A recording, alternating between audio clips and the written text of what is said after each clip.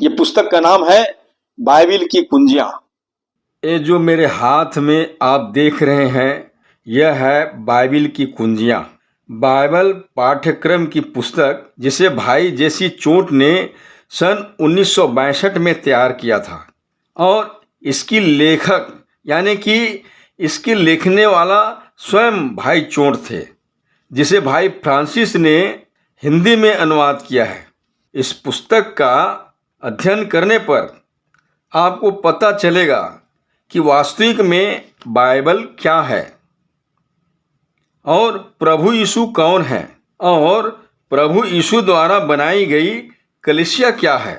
इस पुस्तक में अलग अलग विषय पर आधारित पाठ 1 से लेकर 30 तक यह पाठ्यक्रम की पुस्तक का अध्ययन करते हैं तो आपको बाइबिल अध्ययन में काफ़ी लाभ मिलेगा।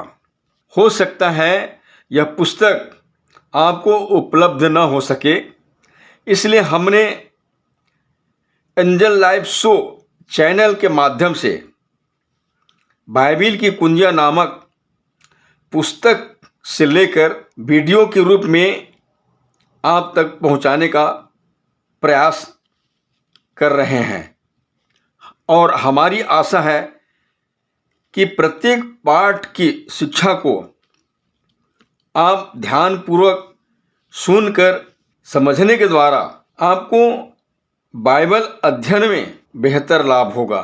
तो आइए बाइबल अध्ययन की श्रृंखला में पहला पाठ बाइबल से परिचय के विषय में ये वीडियो प्रस्तुत है, जिसमें हम बहुत कुछ महत्वपूर्ण जानकारियों को जानेंगे और सीखेंगे। नमस्कार, एक बार फिर से एंजल लाइव शो में आप सबों का हम हार्दिक स्वागत करते हैं।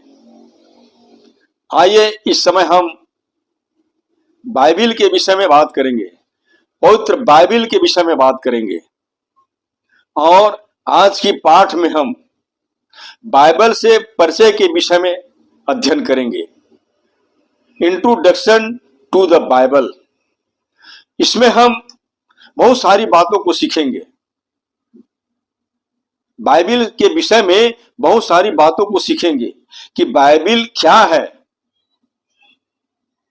और अधिकतर जो नॉन क्रिश्चियन होते हैं, गैर मसीह होते हैं, उनका मानना होता है कि बाइबिल तो ईसाइयों का धर्म ग्रंथ है, ईसाइयों का पुस्तक है। लेकिन हम बता दें,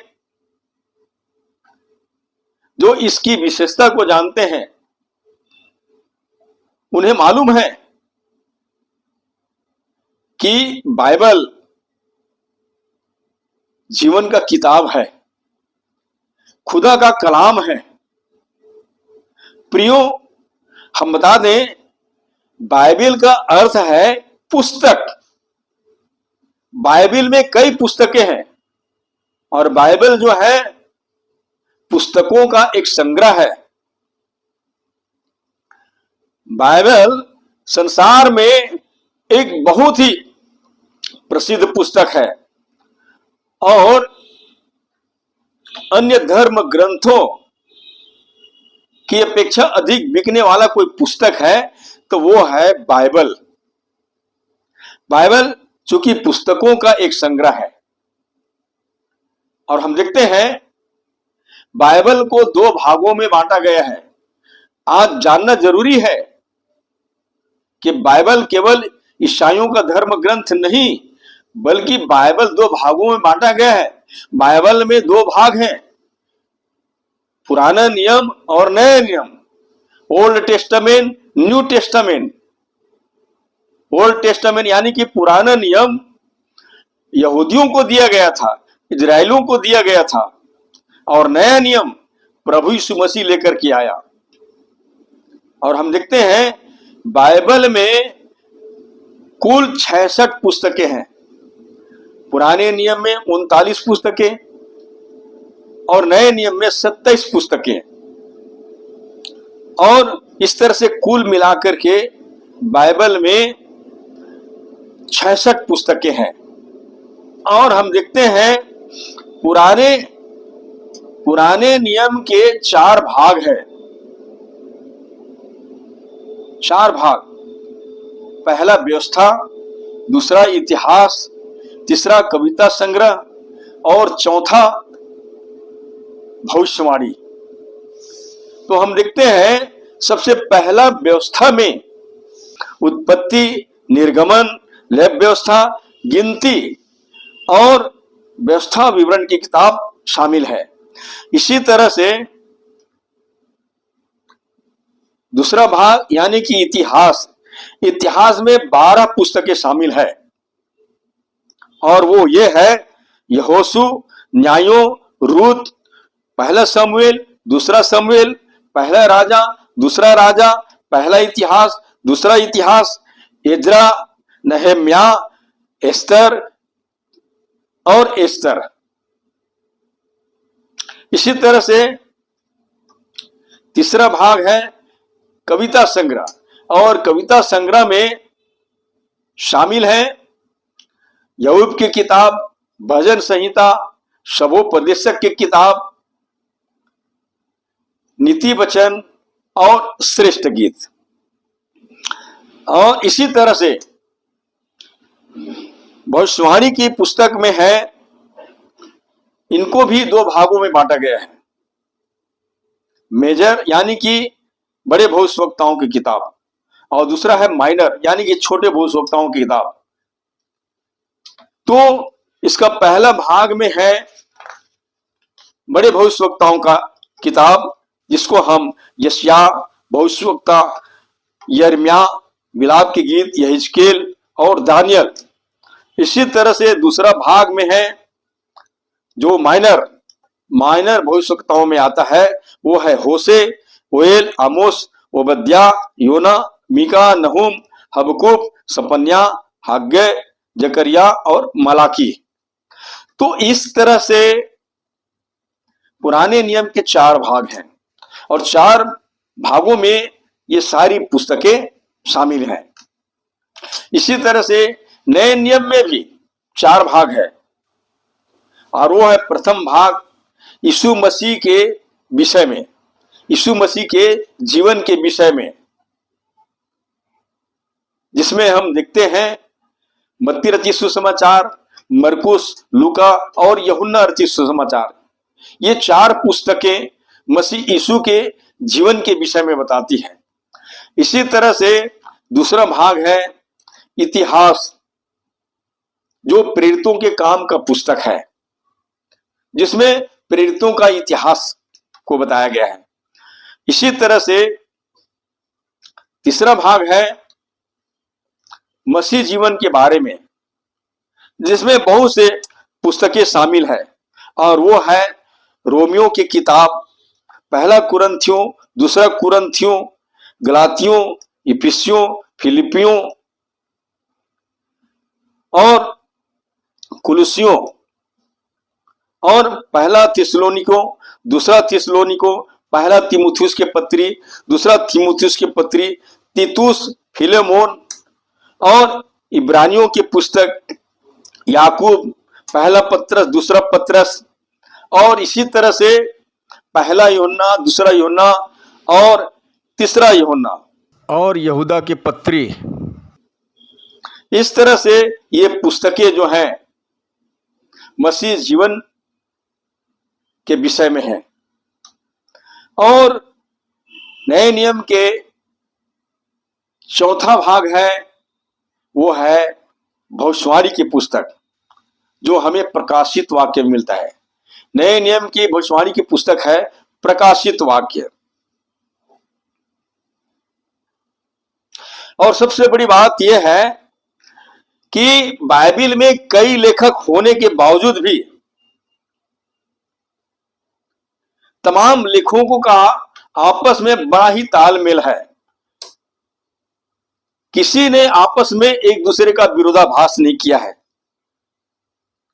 और कोई लेखक ने एक दूसरे लेखक का विरोध नहीं किया है।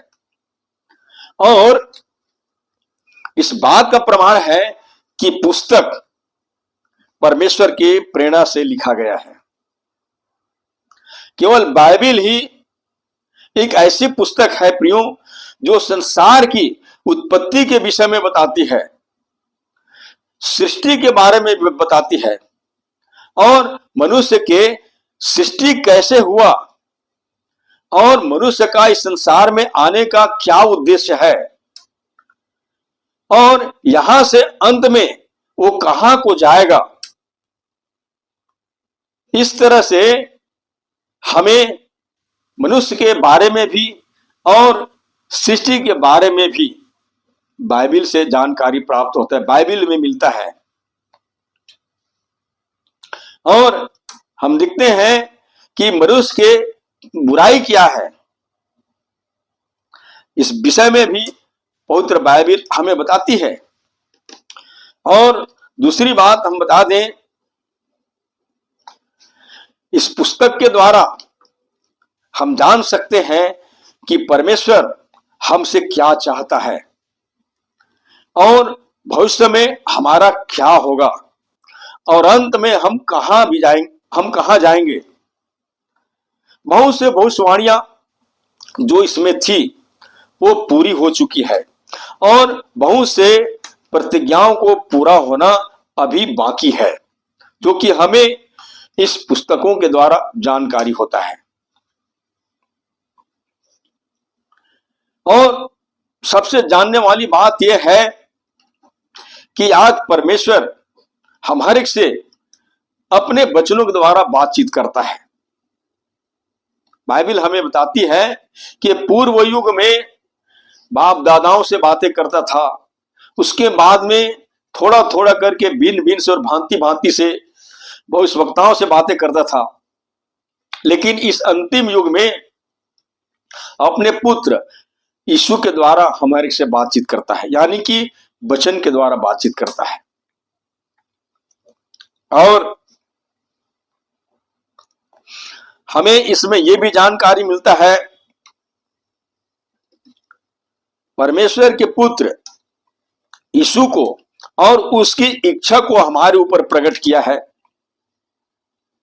हम परमेश्वर के बारे में कैसे जान सकते हैं, परमेश्वर की इच्छाओं के बारे में कैसे जान सकते हैं। और हम देखते हैं परमेश्वर की इच्छाओं को प्रभु यीशु मसीह ने पूरा करके दिखाया है कि हमें भी किस तरह से परमेश्वर की इच्छाओं को पूरा करनी चाहिए। और हम देखते हैं बाइबिल हमें बताती है कि कलीसिया का आरंभ कैसे हुआ और पहली शताब्दी में किस प्रकार से बढ़े। जो इसकी बातों को मानकर उन पर चलते हैं तो प्रियो सचमुच में अंत में उसी का ही विजय होगी। और पौलुस प्रेरित ने लिखा है कि हर एक पवित्र शास्त्र परमेश्वर की प्रेरणा से रचा गया है। वह उपदेश देने, समझाने, सुधारने और धर्म की शिक्षा देने के लिए लाभदायक है, ताकि परमेश्वर का जन सिद्ध बने और हर एक भले काम के लिए तत्पर हो जाए। दूसरा तीमुथियुस की पत्री 3 अध्याय वचन 16 और 17। तो प्रियो, परमेश्वर की प्रेरणा से ये बाइबिल लिखा गया है और इसमें बहुत सारी बातें हैं जिसको हम समझ करके, जान करके हम उसकी इच्छाओं को समझ सकते हैं। परमेश्वर की ओर से ये हमें दिया गया है और ये उसका वचन है। और मनुष्य के लिए भला काम क्या है, ये सब बातों को हम जान सकते हैं, और इन कामों को, जो भलाई के काम है, उसको हम कैसे कर सकते हैं, ये सारे तौर तरीके जो हैं हम इस बाइबल के माध्यम से समझ सकते हैं। प्रियो, केवल बाइबल ही ऐसी पुस्तक है जो संसार की उत्पत्ति के विषय में हमें बताती है और हमें बताती है कि मनुष्य के सृष्टि कैसे हुई, इस संसार में उसका क्या उद्देश्य है, और यहां से अंत में वो कहां जाएगा। यह पुस्तक मनुष्य के केवल अच्छी बातों को ही नहीं बल्कि यह भी बताती है कि मनुष्य की बुराई क्या है। हम इस पुस्तक की अध्ययन करके सृष्टि के बारे में और मनुष्य के अच्छाई तथा बुराई के बारे में भी जान सकते हैं। और बाइबल हमें यह भी बताती है कि परमेश्वर के पुत्र यीशु को और उसकी इच्छा को हमारे ऊपर प्रकट किया है। बाइबल हमें बताती है कि कलीसिया का आरंभ कैसे हुआ और प्रथम शताब्दी यानी कि प्रथम शताब्दी में किस प्रकार से वो बढ़ी। जो इसकी बातों को मानकर उन पर चलते हैं अंत में उसका विजय होगी। प्रियो, हर एक मनुष्य को स्वतंत्र करने वाला कोई चीज है तो वो है परमेश्वर का वचन। और जैसे प्रभु यीशु मसीह ने यह भी कहा, जब सत्य को जानोगे तो सत्य ही तुम्हें स्वतंत्र करेगा। और इसी तरह से पतरस प्रेरित ने भी कहा, कोई बोले तो ऐसा बोले मानो परमेश्वर का वचन। तो प्रियो, बोलने का ढंग, बोलने का तरीका हम तभी जान सकते हैं जब परमेश्वर द्वारा दी गई उसकी वचनों का अध्ययन करते हैं, उसकी वचनों को मानते हैं, उसकी वचनों पर चलते हैं, तभी हम ऐसा बात बोल सकते हैं जैसा कि मानो परमेश्वर का वचन हो। और परमेश्वर का वचन सुनने वाले के हृदय को कायलित करता है, सुनने वाले के लिए मनभावनी होता है, सुहावनी होता है, पवित्र होता है। इसलिए हमें परमेश्वर के वचन को अध्ययन करनी चाहिए ताकि अध्ययन करने के द्वारा हम परमेश्वर की इच्छाओं को समझ सके, परमेश्वर की आज्ञाओं को मान सके।